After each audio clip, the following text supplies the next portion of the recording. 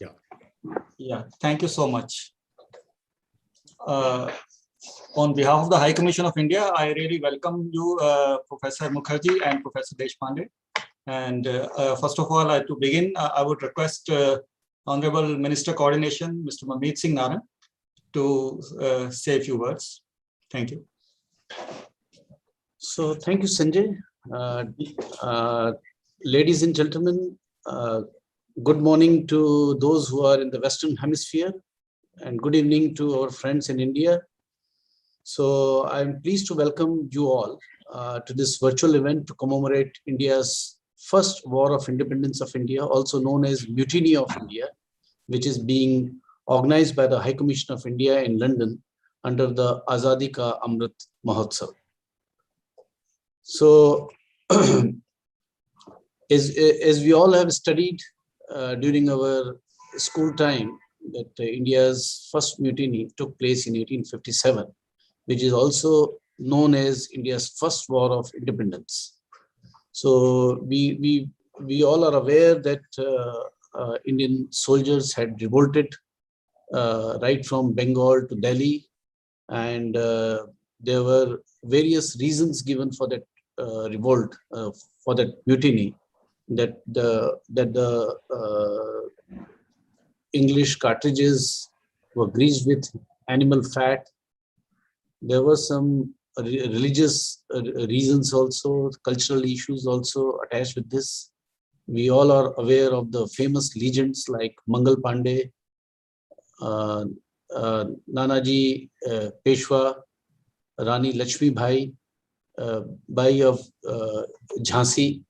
So we are very fortunate to have two leading experts on this subject with us, who will give us some rare glimpses about India's first war of independence.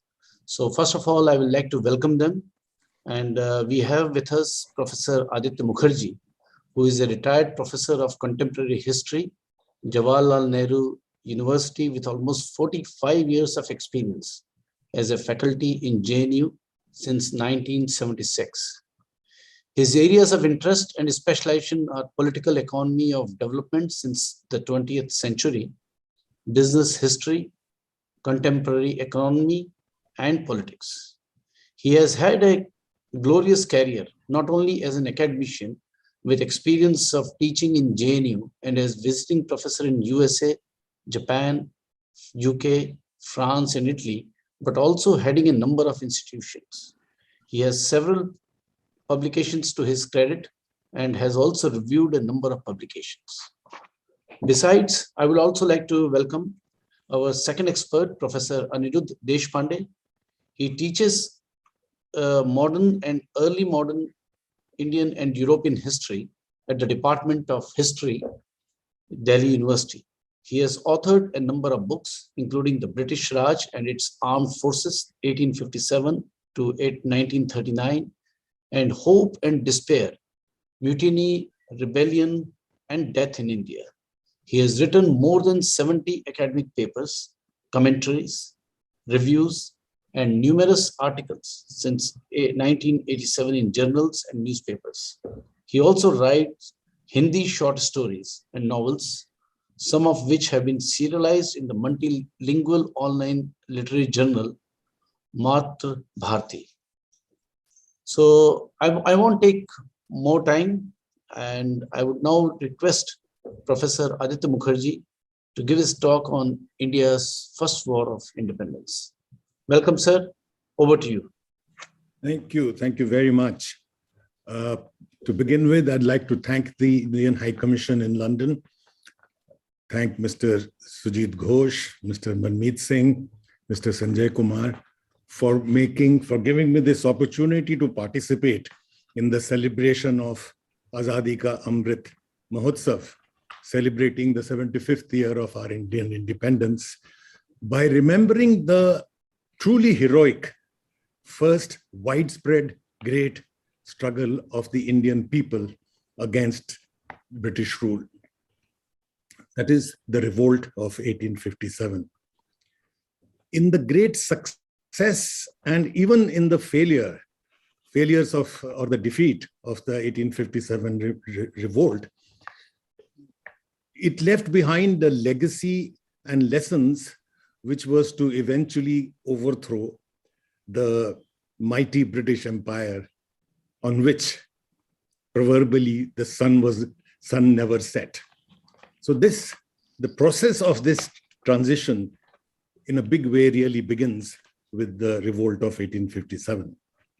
The revolt came as a culmination of a series of revolts that occurred almost since the inception of British rule in India. It's a culmination of the discontent of the Indian people at the rapacious nature of British rule. Soon after the establishment of British rule, since 1757, armed resistance to British rule occurred almost every year in one part of the country or the other. Between 1763 and 1856, there were more than 40 major rebellions and hundreds of minor ones led by tribals, rajas, nawabs, landlords, talukdars, peasants, artisans, etc. that occurred. But they remained largely localized and isolated and were crushed by the British. The 1857 revolt was qualitatively on a different plane in terms of its reach, its spread, and the actual threat it provided to British rule. Though the revolt started off with a mutiny among Indian soldiers of the British Army, it rapidly acquired the nature of a civil rebellion.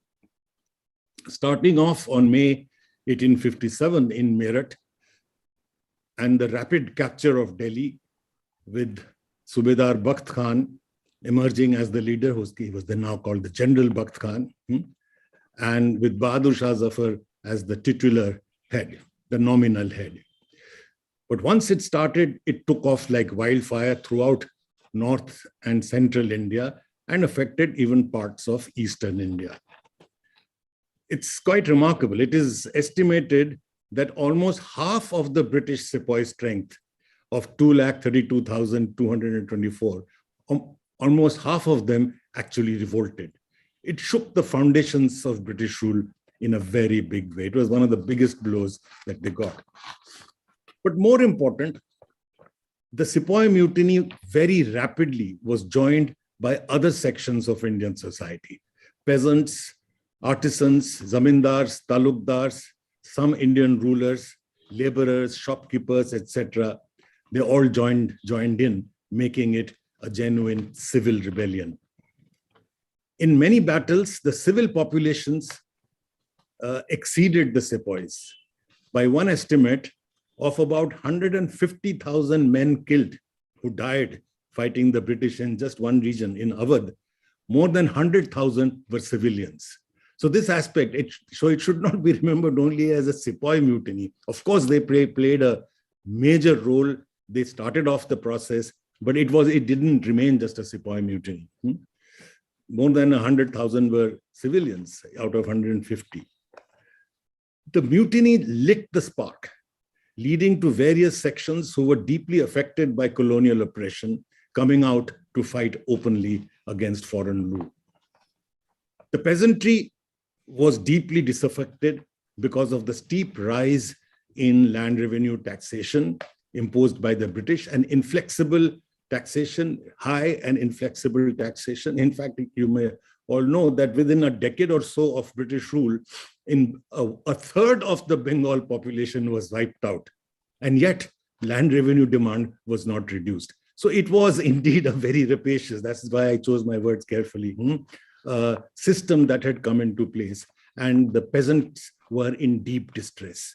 And the sepoys, as has been often said, were essentially peasants in uniform. They reflected the discontentment among the peasantry and among the Indian people as sepoys. So their revolt is not only the pig fat and cow fat and the greased cartridges issue. That was the immediate cause, but much more lay behind it than just that issue. In fact, when they revolted against the British, the same soldiers had no hesitation using the same greased cartridges on the issue of which they had actually started the revolt to fight the British. So in other words, their religious sentiments were overridden by their patriotic anti-imperialist sentiments. So one need not, overestimate that aspect. Further, apart from the peasantry, the deindustrialization process that had begun by the early 19th century was well into place. India, from being one of the largest producers of textiles, in fact, one of the biggest exporters of textiles in the world, believe you me, since the Roman times. So it had a long legacy of an established textile industry. Britain, when it first approached India, its chief activity was to start out the world's biggest industrial espionage system to find out how textiles was produced in India and China. But that apart.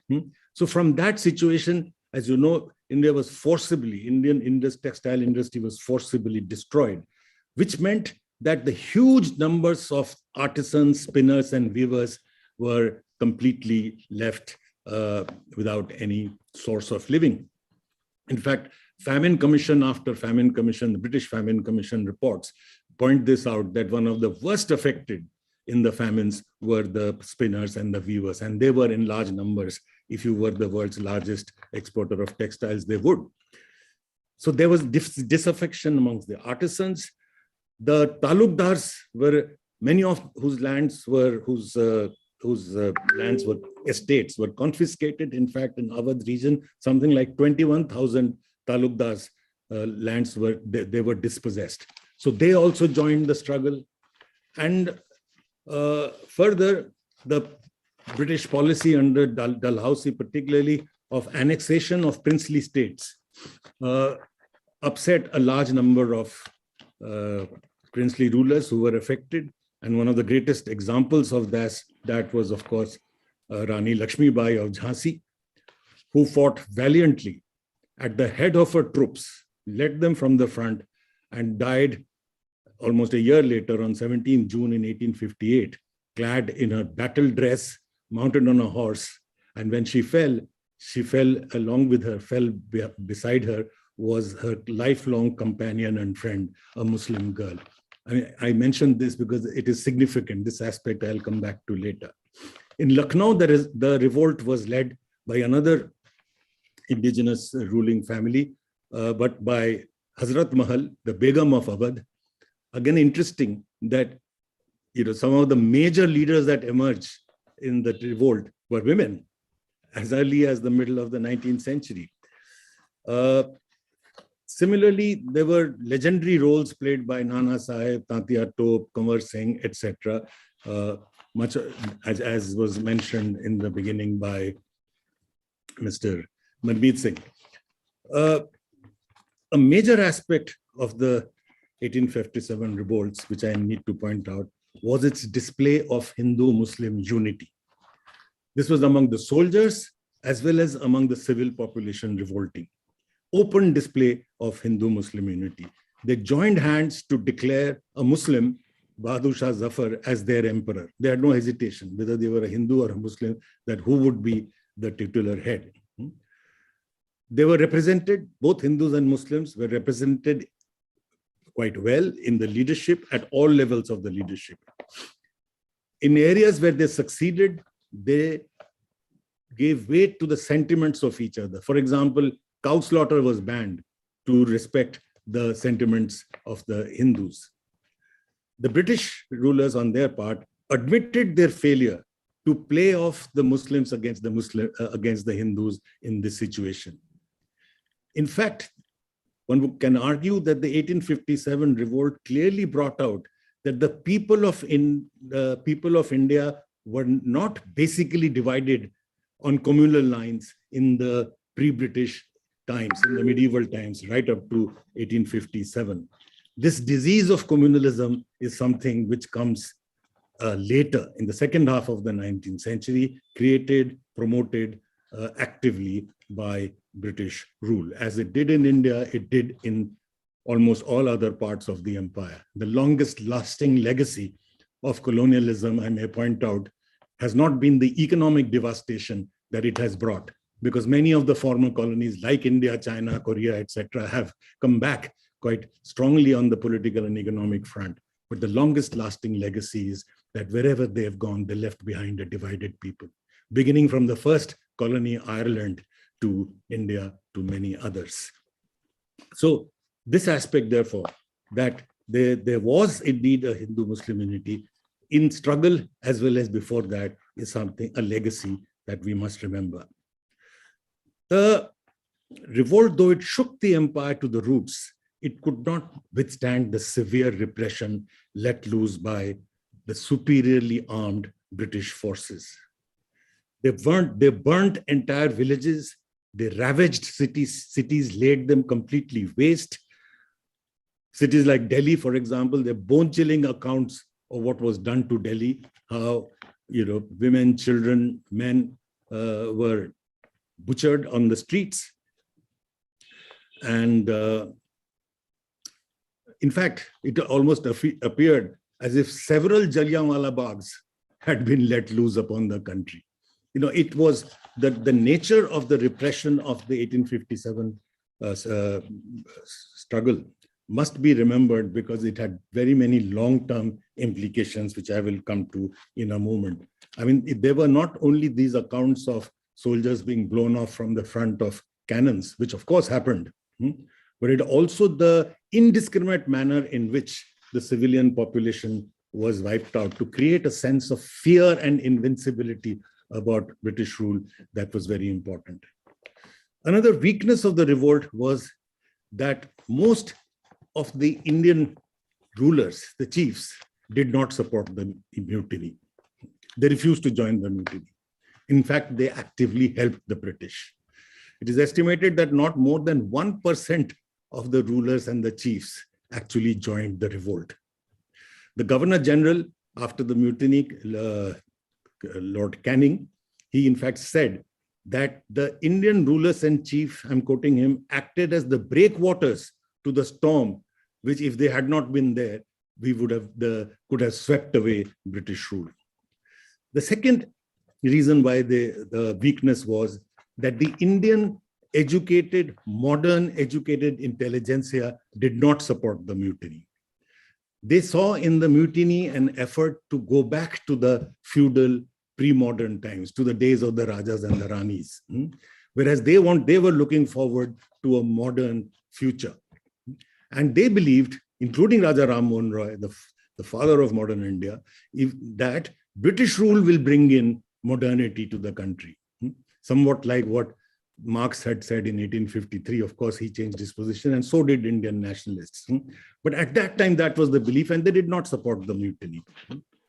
It is only after the mutiny, by the 1860s and 70s, that the early nationalists, beginning from Dadabhai Naoroji, Rana De, Gokhale, Tilak, etc., they changed their position to the understanding, and they were one of the first in the world to do so, simultaneously with Marx, that it is not through British rule, but through the overthrow of British rule that modernity will come. So this was a conceptual break that occurred in the middle of the 19th century globally, and it was led by the early Indian nationalists, a fact which is not really known the world over, that the most comprehensive economic critique of colonialism emerged out of India in the writings of Naoroji, Rana De, etc., decades before Lenin, Hobson, or Rosa Luxemburg. The other weakness of the revolt was the shortage of modern weapons, their inability to coordinate all over the country. The South, for example, was barely touched. And most important, they did not have a forward-looking, progressive ideology. They did not have a roadmap for the future. They did not have neither did they have a united, coherent leadership. Bahadur Shah Zafar was, as I said, only a titular head. He failed to perform the role of a leadership for this movement, and which came up in different parts of the country. This was not unexpected, as the modern Indian nationalism as that emerged, spanning the whole country, cutting across all classes of society, etc., was yet to emerge. It came in the decades following the mutiny. The revolt of 1857, however, played an extremely important role in the rise of Indian nationalism and in determining its character. I would sum it up like this. I would say that first, it instilled a heroic sense of patriotism among the people and played an important role in showing that British rule could be resisted. The spirit of resistance was deeply instilled. The notion of the invincibility of British rule, of the colonial empire, was questioned in a very big way. It took, as you know, more than a year to suppress the movement. So it showed that the spirit and the capacity to resist of the Indian people. Secondly, it demonstrated that its strength lay in its communal harmony, in Hindu-Muslim unity. Thirdly, it brought forward the necessity of evolving a modern, national, all-India outlook, a conception of the future nation, a modern conception of the future. What are you going to offer when you overthrow the British? That is, what would be your imagination of the Indian nation, what we now call the idea of India, which was to follow the mutiny. It did not exist at the time of the mutiny. Different people resisted for different reasons and came together. The only thing which united them was their deep conviction that foreign rule must be overthrown. But there was no understanding of what was to be the future. And so that one of the big lessons was that is what was needed. Last, and though certainly not the least, through the brutal suppression that the mutiny suffered, it taught the future nationalists a great lesson. And the lesson was that the battle against the British had to be fought on a terrain where the British were weak and the Indians were strong. It could not be a violent armed struggle where they would decimate us using their superior military power. It had to be non-violent. The terrain of struggle had to be shifted from military power, where the opponent was strong, to a terrain where the opponent was weak. And that terrain was the moral legitimacy among the Indian people. And after the mutiny, the Indian national movement in all its hues primarily performed this task for decades, from the early nationalists to Gandhiji. They questioned the legitimacy, the moral legitimacy of British rule, and showed the ability of the Indian people to resist in a non-violent manner unjust laws, unjust rule. Even Bhagat Singh came to this position by the time that he was hanged, that the way out was non-violent mass resistance. So in the end, I would say that the mutiny, the greatest contribution was that it instilled a heroic sense of patriotism, the capacity to resist, the need for a united struggle across religion, across region, across languages, across classes. That is a multi-class, multi-religious, multi-inclusive movement. And that is what happened after the mutiny, and in a sense presaged what was one of the biggest experiments in nation making in the world. That is, imagining a nation which would celebrate diversity, whereas the whole world, beginning with Europe, was at that time imagining a nation on the basis of one language, one religion: Catholic France, Protestant Britain, Protestant Germany, etc. The unification of Italy on the basis of one language. At that time, a completely unique imagination of nationhood began in India, of celebrating diversity. Thank you very much. Thank you, sir. Now I would request Professor Desh Pandey to kindly offer his presentation. Thank you.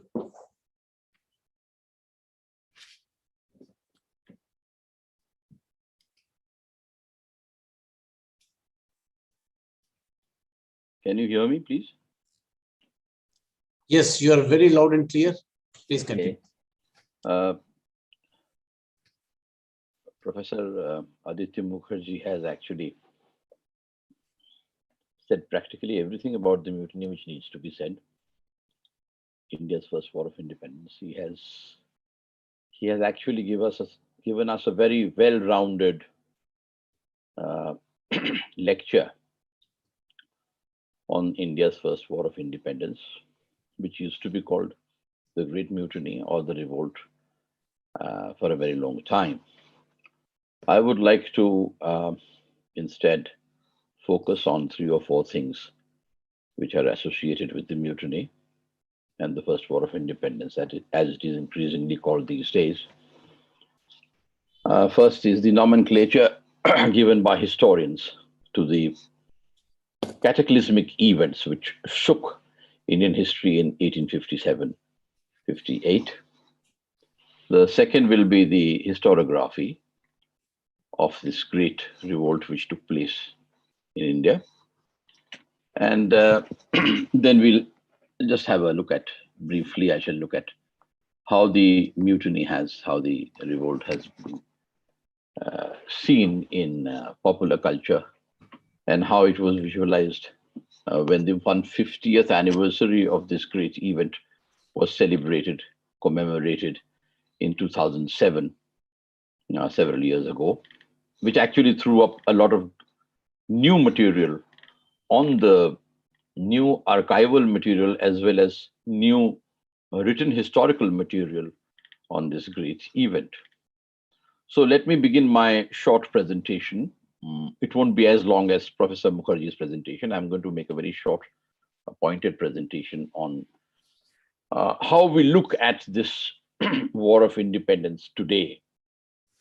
And why is it important to understand the salient features of this war of independence more than 150 years after it occurred in India. And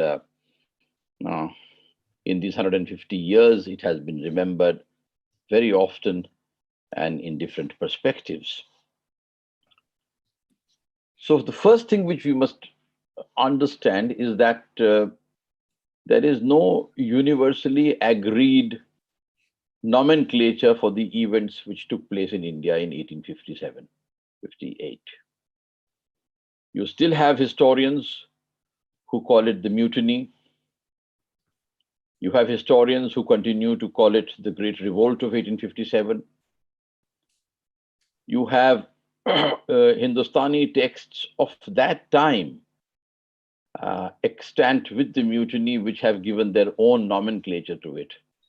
For instance, the contemporary eyewitness account of the mutiny provided by the great poet from Delhi, Zahir Delvi, calls it the Ghadar, and his book is called Dastan-e-Ghadar. One of the first books written by an Indian after the mutiny was by Sir Syed Ahmad Khan. It's a book called Asbab-e-Baghawat-e-Hind, in which very clearly he calls it the Baghawat. And the chief reason which he attributes for the occurrence of this mutiny is the fact that Indians were not understood by the British. There was great misunderstanding between the British and the Indians, and the British actually did not institute efficient grievance redressal mechanisms in India, as a consequence of which a great disaffection arose between the British and the Indian people and led to this great Baghawat on the plains of Hindustan. So you have various terms by which this mutiny has been described from the days when it actually occurred. You have Ghadar, you have Baghawat, and of course, the British colonialist historians have always called it, right from that time onwards, they called it the mutiny, simply the mutiny. And for a very long time, the term, the mutiny meant the mutiny of 1857, although 2 very important mutinies had preceded it in India. The first, of course, is sometimes referred to as the dress rehearsal for 1857. And this took place in faraway South India in a place called Vellore. And that is the great mutiny of the Vellore mutiny of 1806. That's 51 years before the great revolt of 1857, which took place in Vellore, which is not very far from Madras. It was, although a day-long affair, and it was put down pretty quickly by the British with a great amount of bloodshed. But this mutiny, the Vellore mutiny, has been studied by scholars like Maya Gupta, who actually several years ago wrote a very good monograph on this mutiny. And of course, subsequently, there have been papers published on the Vellore mutiny. And we teach it as part of our courses on nationalism and imperialism and colonialism in India and popular resistance to colonialism in India in our department. The Vellore mutiny actually, although it lasted for only a day, had almost all the ingredients in it, which became magnified in the Great Revolt of 1857. So all those people who are interested in understanding and developing a comprehensive understanding of 1857, I would advise them to at least read a couple of histories and papers on the Vellore mutiny of 1806. Then there was another big mutiny, which of course did not cause much bloodshed amongst the British, but led to disbandment of a few units and the sentencing of Indian soldiers. This was again in a place where later on Mangal Pandey rose in rebellion in 1857. This is called the Barakpur Mutiny of 1824, which is again a very, it has ingredients of the Great Mutiny of 1857. Soldiers refusing to follow orders, not assembling for parade, refusing to serve outside Bengal, and so on and so forth. All those things were visible in this great mutiny. It's called the Barakpur Mutiny of 1824. Of course, as Professor Mukherjee has drawn our attention to various smaller incidents. In fact, a number of revolts and small incidents and several mutinies were taking place, especially in the Bengal army in the first 50 years of the 19th century. But these two instances, the Vellore Mutiny of 1806 and the Barakpur Mutiny of 1824, actually began to reveal to the contemporary observers of the presidency armies of British India that there was something structurally, seriously, racially wrong in the way these armies had been raised and how these armies were administered at that time. So we have a problem with nomenclature because till date there is no universally agreed name for the events of this period. In India and also in Pakistan, it has been termed as the War of Independence of 1857. It is an event which is shared by both countries. Pride in the event is shared in both the countries. Even the Pakistani historians remember this as the first War of Independence. Of course, they would highlight naturally they would highlight the role played by the Muslims, and especially the Ghazis who came from Gwalior and who took a vow not to eat till they had defeated the British in India. So those things certainly will play an important role in the Pakistani version of this mutiny. But it is also continuously called the Revolt of 1857. The classification of the rebellion as being the first war of independence is also not without its critics in India.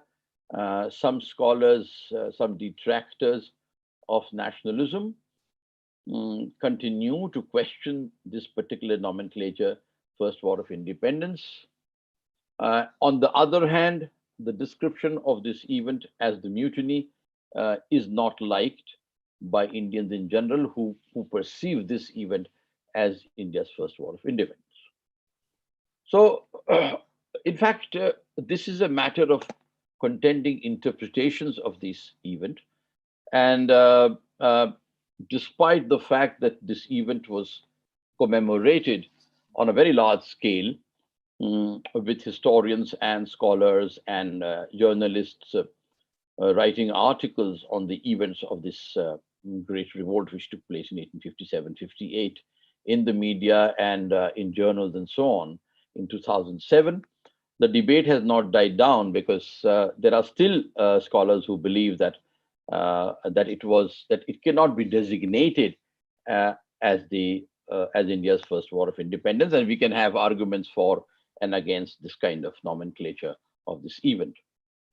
In the UK and parts of the Commonwealth, for instance, it is commonly called the Indian Mutiny. So that revision in historiography and that revision in the interpretation of the names of this great event has actually not really taken to that extent, has not happened to that extent in the UK and the Commonwealth, where in the schools and colleges it is still referred to as the Mutiny.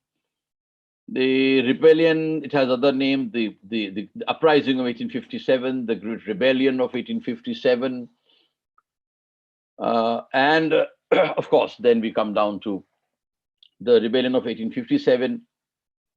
Sometimes it's called the uprising, simply the uprising. Sometimes you find in the colonialist, imperialist historiography a particular term which nowadays is not used that often. It is called the Mohammedan Rebellion, because a particular kind of historiography which emanated from Great Britain at that time saw this rebellion as a great Muslim conspiracy against British rule in India. And these are, of course, that is not that's rarely used these days. And there's another term which used to be used for this particular this rebellion, was that the term called the Indian Insurrection, which was a name given to this Great Revolt of 1857 in the press of the UK and the British colonies at that time in the 1850s, 1860s, and 70s, and so on.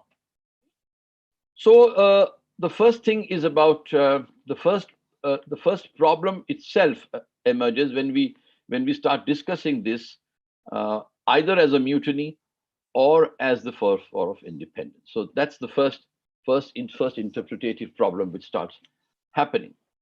In fact,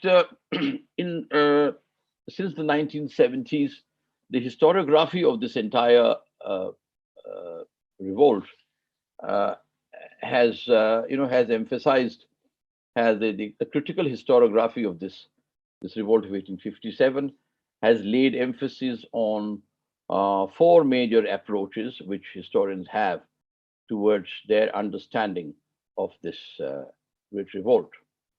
The first, of course, is the Indian nationalist view, in which there is no debate about it being India's first war of independence. And as I'll presently come to it, this nationalist view seems to have gained ground after the Swadeshi movement in India in 1905 and 6, and especially the nomenclature, the coining of the nomenclature, India's first war of independence, is sometimes ascribed to the book by that name written by the nationalist post Swadeshi nationalist V.D. Savarkar in 1907. So that's, of course, since then this particular phrase has become fixed in the mind of the Indian nationalists. Of course, there is the second view, of course, is the Marxist analysis, which looks at various aspects, the socioeconomic aspects of the event, something which Professor Aditya Mukherjee has already done, and there's no need to go over it. So it looks at the economic dimension of the mutiny. It looks at the economic, social, and cultural causes of the mutiny. It looks at the mutiny. It looks at the rebellion as an outcome of the structural problems created in the Indian economy, polity, and culture by the onset of British colonialism and imperialism.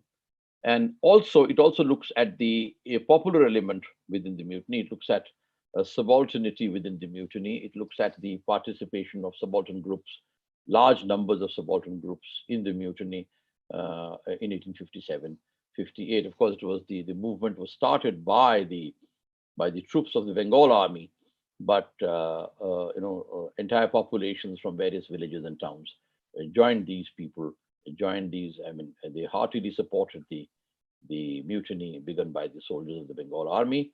And then this, as the English used to say, this conflagration became general across Hindustan and led to this great, great revolt, which shook the very basis of the British Empire in North India. There is also the view that the rebellion was basically a traditionalist rebellion, that the entire movement was a restorative movement, that it was not forward-looking, that what the mutineers wanted to do, what the rebels wanted to do, was to re-establish Mughal rule in India. And of course, since the 1980s, there have been intensive studies of local uprisings in India, and these studies are in line with the emergence of what has been called in Indian historiography as the subaltern school of Indian historiography. So you have now you have increasing stories of Dalit Viranganas having participated in the mutiny. You have people focusing on characters who played a very important role in trying to reassert a home authority in Assam as a consequence of the mutiny and the hangings which took place in Assam. So you now have, various parts of India also being pulled into the movement, and the movement does not appear completely confined to North India, especially Hindustan, between Punjab and Bengal, as it used to be about 6 or 7 decades ago. So, and my former colleague, the late Professor Biswambhai Pati, edited a book some years ago before he died. It's called 1857 Rebellion, and those who are interested in looking at the key primary and secondary sources of this mutiny can consult Professor Pati's work. Thomas Metcalfe has done work on this, and he has stressed the importance of the work of the Cambridge professor Eric Stokes, 1924 to 1981, especially Stokes's very important book called The Peasant and the Raj, Studies in Agrarian Society and Peasant Rebellion in Colonial India. And Metcalfe has said that Eric Stokes undermined the assumption that 1857 was a response to general causes emanating from entire classes of the Indian people who were suffering as a consequence of imperialism and colonialism in India. Stokes, the work of Stokes for a very long time was considered a seminal work on the Great Rebellion of 1857. Stokes, at that time, many years ago in the late 1970s, had argued that those Indians who suffered the greatest relative deprivation rebelled, and that the decisive factor in precipitating a revolt was the presence of prosperous magnates who supported the British rule. So there was a great uprising of those who felt deprived by British rule. So in 1857, clearly you have two Indias, one India which was prospering and which was benefiting from the establishment of British rule, and that would include the class of moneylenders, the class of contractors, the class of revenue farmers, and so on and so forth. And of course, military contractors and all that. And of course, then there was this large mass of Indian people, especially the peasantry, poor peasantry, and even middle peasantry, and of course the tribals, because this mutiny was preceded by the Great Santhal Rebellion of 1855-56, which is a very big tribal revolt against encroaching British rule in the central highlands of India. So you have these, you have issues of economic development, you have the nature of privileged landholding people, the role of the moneylenders, the usefulness of classical rent theory, and especially the notion of the rich peasant, which starts coming into the picture when historians start analyzing this entire movement.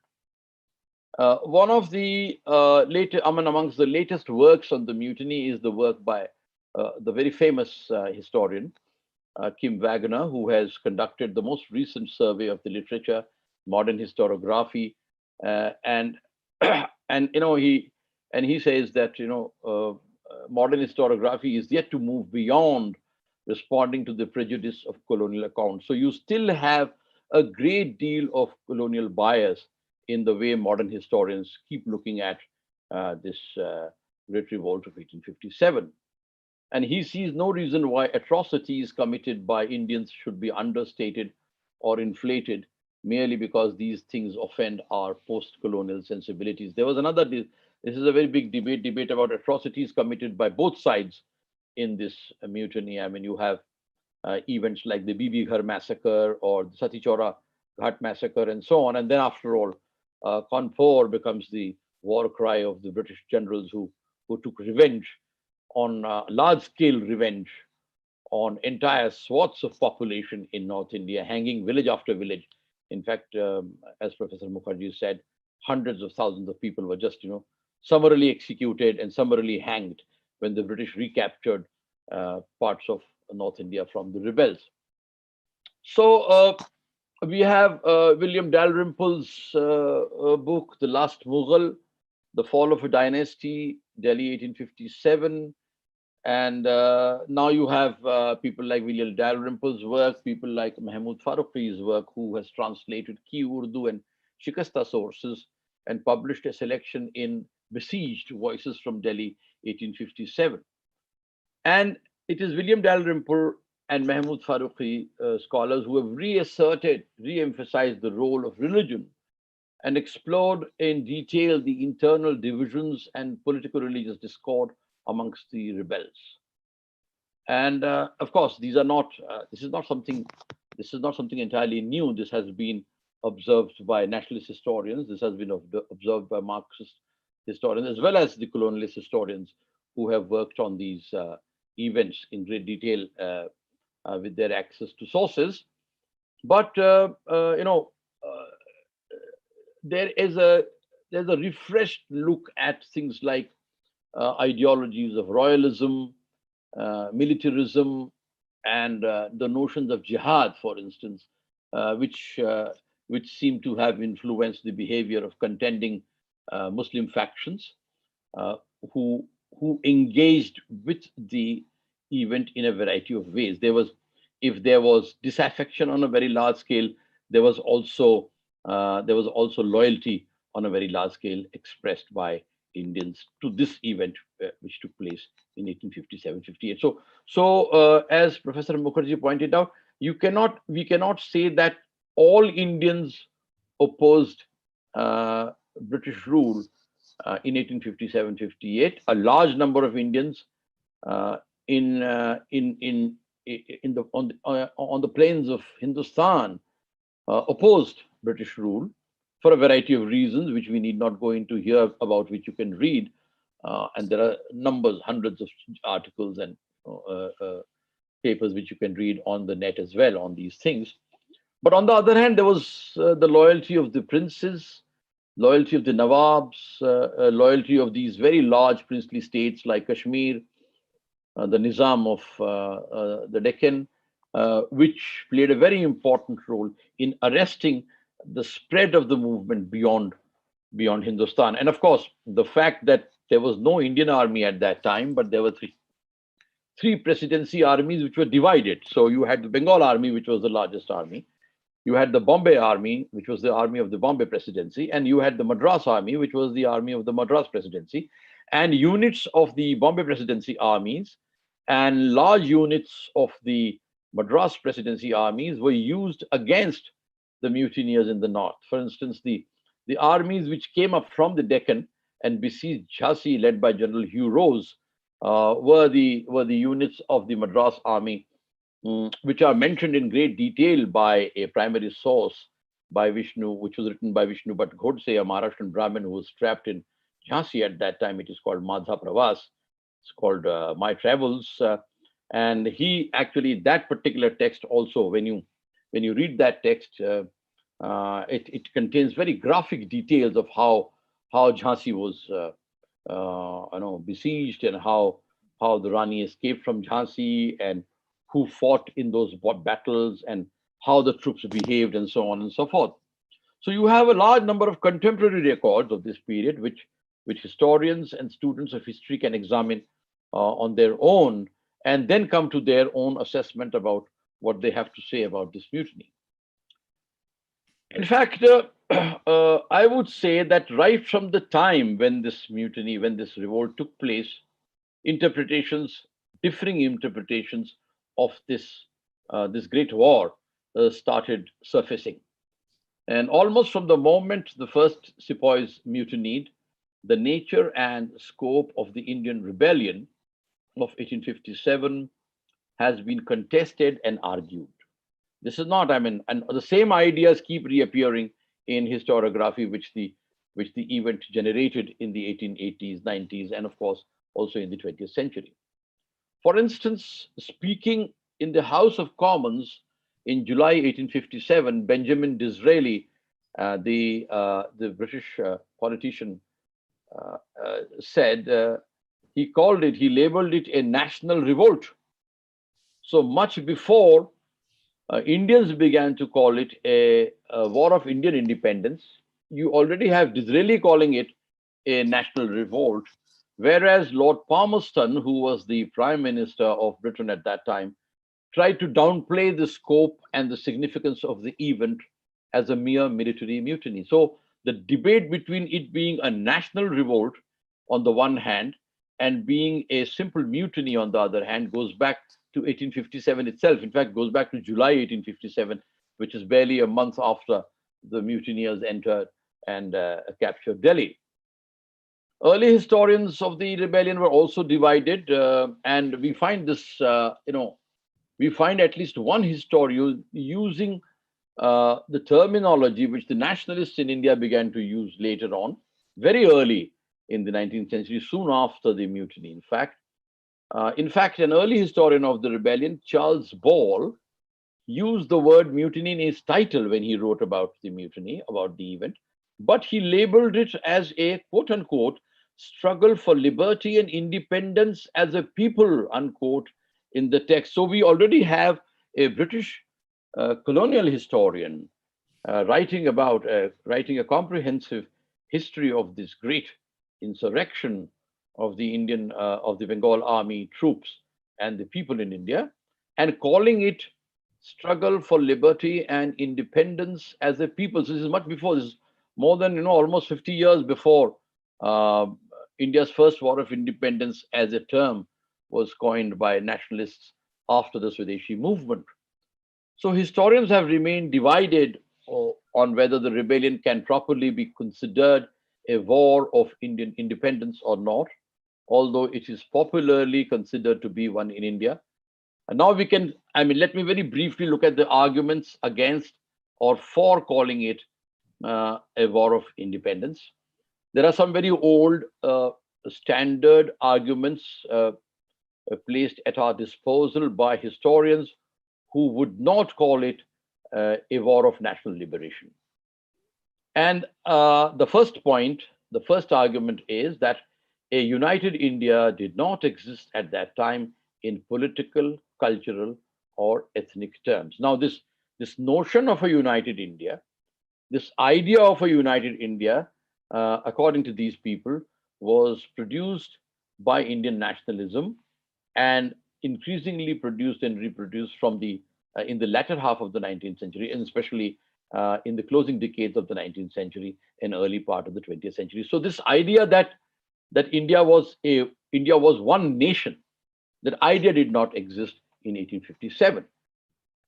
And the second important reason why these people refused to call it the War of Independence is because the rebellion was put down with the help of other Indian soldiers drawn from the Madras Army, the Bombay Army, as I've told you, and of course the Sikh regiments, the irregular Sikh regiments and cavalry regiments, which came to the rescue of the British from Punjab. And of course, the Nepali contingents, the Gurkha contingents, played a very important role in putting down the mutiny.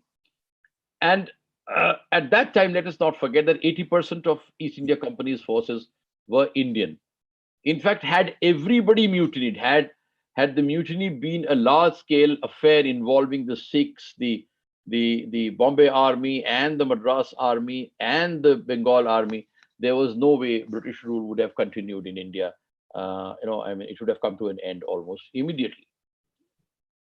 The other reason being that many of the local rulers fought amongst themselves rather than uniting against the British. When you look at the theater of war around Jhansi, the rulers of Datia and other places, instead of coming to the rescue of Jhansi, began to fight amongst each other. They thought that they thought of taking this as an opportunity to settle scores with each other as law and order broke down on a very large scale. In fact, there is also there are records which suggest that many rebel regiments just disbanded and soldiers melted away and went back home rather than fight. So it does not mean that almost all the soldiers who mutinied fought. In fact, they mutinied, they threw away their arms, they threw away their uniforms and melted into the countryside and went back to their villages. Not all the rebels accepted the return of the Mughals. They were divided on that as well. And of course, then it is said that the revolt was largely confined to North and Central India, whereas risings occurred, and wherever risings occurred elsewhere on a very small scale, let's say in Assam or in Indore or in Multan and so on, they had very little impact, and these risings were actually put down very quickly by the British troops and the Indian troops who were loyal to the British. So you have, there's also an argument that while nationalist historians talk about the unity of the rebels against the British, the revolt was fractured along religious, ethnic, and regional lines, which are quite evident from a close reading of the sources produced by the mutiny at that time. But then on the other hand, you find that there's another school of thought which says that some of these arguments might be valid, but at the same time, which insists that the rebellion may indeed be called a war of India's independence, the first major war, in fact, first large-scale war of Indian independence. And the reasons forwarded by these people can be summarized as follows. Number one, they insist that even though the rebellion had various causes, most of the rebel sepoys who were able to do so made their way to Delhi to revive the old Mughal Empire that signified national unity, even for unity for even the Hindus amongst them. So this notion that the Mughal emperor, who was reluctant to become the general of the mutineers to begin with, but who had no choice but to fall in line with the mutineers led by Bakht and others in Delhi, that there was a symbolic unity of all Indians, and this symbolic unity was expressed in the titular figure of Bahadur Shah Zafar. So that meant basically that the Hindus and Muslims did not fight in this great revolt as Hindus and Muslims. They were Hindus and Muslims, but they had combined, they had made a joint cause for a united India against the British, led by and ruled by possibly Bahadur Shah Zafar and with the legitimacy of the Mughal Empire behind him. There was a widespread popular revolt in many parts of India like Awadh, Bundelkhand, and Ruhelkhand. And the revolt was therefore more than just a military rebellion. It was, it was cross-regional. It involved a large number of areas, and not only that, it attracted the support of a large number of classes of Indians in that region. So the popular element of this mutiny, the popular element of this revolt, is used as an argument by the proponents of this view to insist that it was a general rebellion against a general Indian rebellion, and therefore a war of independence against the British. And in fact, some say that the sepoys did not seek to revive small kingdoms in these regions. Instead, they repeatedly proclaimed a countrywide rule of the Mughals and vowed to drive out the British from India as they knew it then. The sepoys ignored local princesses, proclaimed in cities, issued fatwas, issued proclamations, and these proclamations were read out to people in the mohallas and in the chowks and in the bazaars, and there was a sense of general excitement amongst the people as a consequence of these proclamations and these fatwas which were read out, and people were led to believe that something very big, something very cataclysmic, and something historically very important was happening. So all this was engineered by the mutineers, who did not show any sign of religious strife emerging within them. So this strengthens the argument that it was a joint Hindu-Muslim mutiny joint Hindu-Muslim war, rebellion, uprising against the imperialists.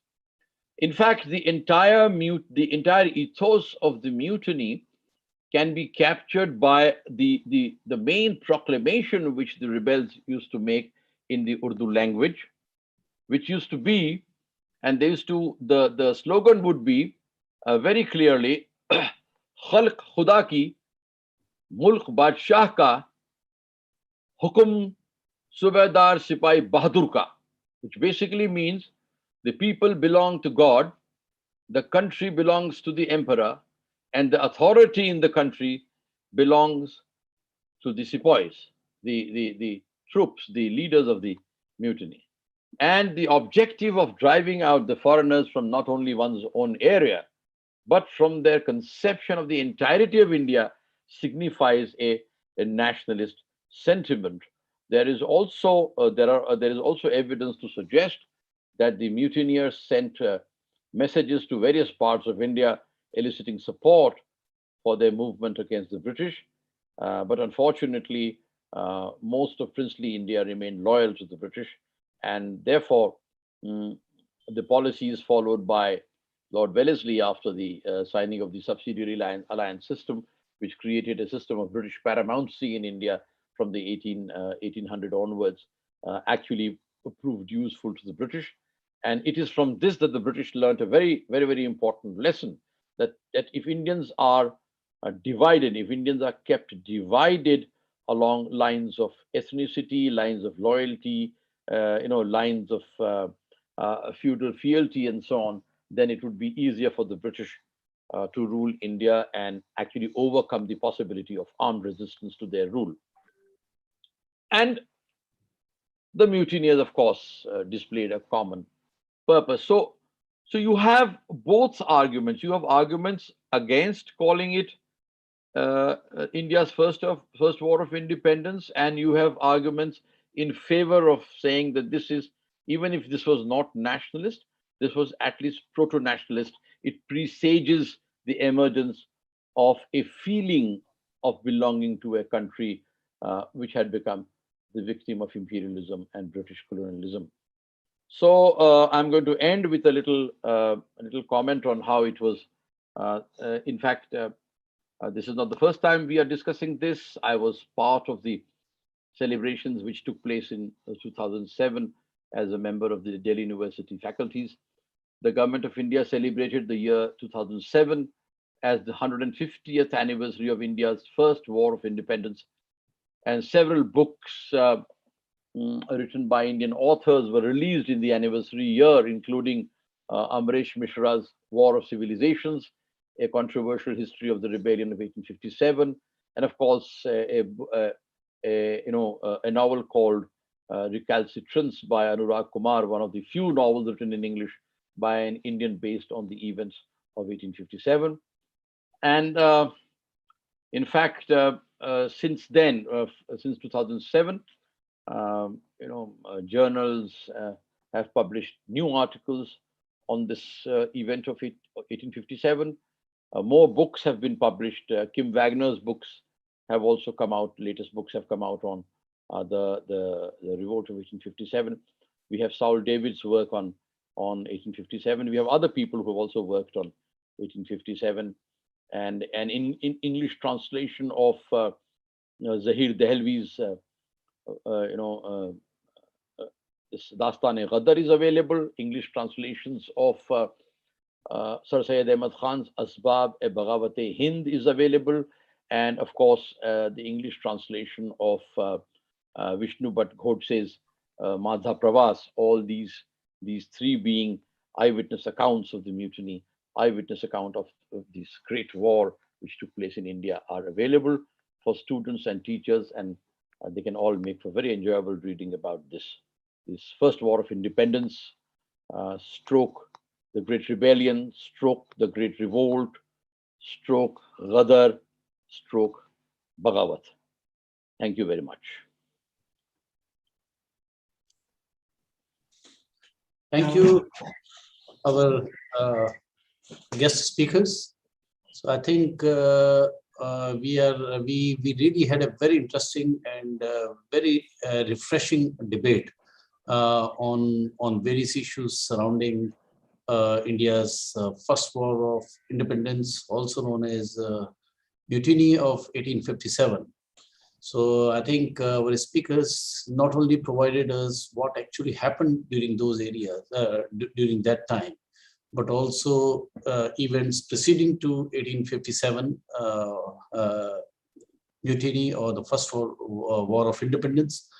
And most importantly, I think we got a very 360-degree view of the whole incidents. I mean, how it has been viewed from historians all across the world, how it has been viewed by Indian various constituents in the events afterwards. And I think most important of all those people who are interested to know more about India's first war of independence, our professors have kindly suggested us many primary sources, secondary sources, some research papers. So I think there's a lot of food of thought. And I'm very sure the objective of this seminar was to go back to our roots, to think about what our history says about us, and I think with such enriching talks, our level of curiosity about our history would definitely grow, and we would definitely be more receptive to different views.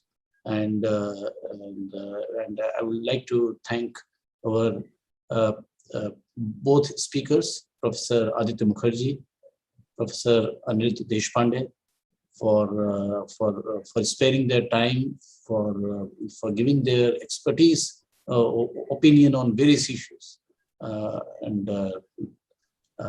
Thank you, readers, thank you, our friends, those who are listening to this interesting talk on the social media platforms, for attending to this, and I hope you all must have enjoyed it.